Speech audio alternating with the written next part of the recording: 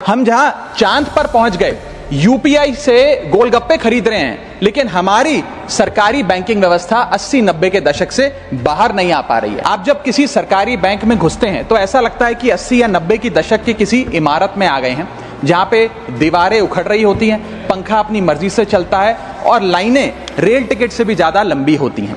इसके बाद जब आप काउंटर नंबर 1 पे पहुंचते हैं तो बताया जाता है काम यहां नहीं होगा, काउंटर नंबर 4 पर जाइए। जब काउंटर नंबर 4 पे जाते हैं तो बताया जाएगा यहां पर भी काम नहीं होगा, फर्स्ट फ्लोर पर जाइए। और जब आप थके हारे फर्स्ट फ्लोर पर पहुंचते हैं तो बताया जाता है कि लंच हो गया है, लंच के बाद 2 बजे आइएगा।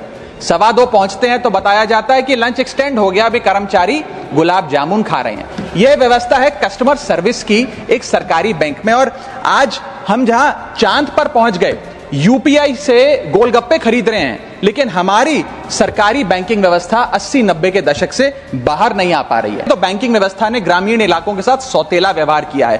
पहले तो बैंक की ब्रांच गांव के पास नहीं है। जब वो बूढ़ा आदमी भोला भटका बैंक की 5-10 किलोमीटर दूर ब्रांच तक पहुंचता है तो पता लगता है कि बिजली गुल है।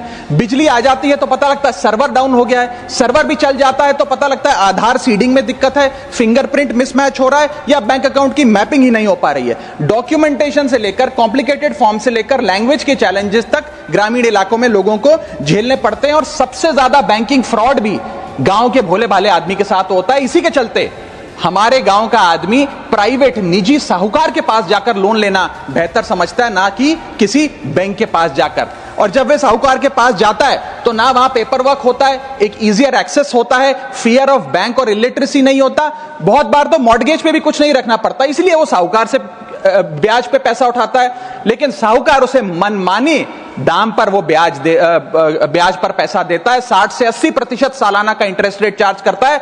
जिंदगी भर के लिए उसकी गुलामी लिखवा लेता है और वो बेचारा गांव का भोला भाला आदमी डेट ट्रैप में फंस के रह जाता है। यदि आज किसी ग्राहक को सरकारी बैंक में किसी काम से जाना हो तो मान लीजिए उसके ग्रह खराब चल रहे हैं और दिहाड़ी भी खराब होगी।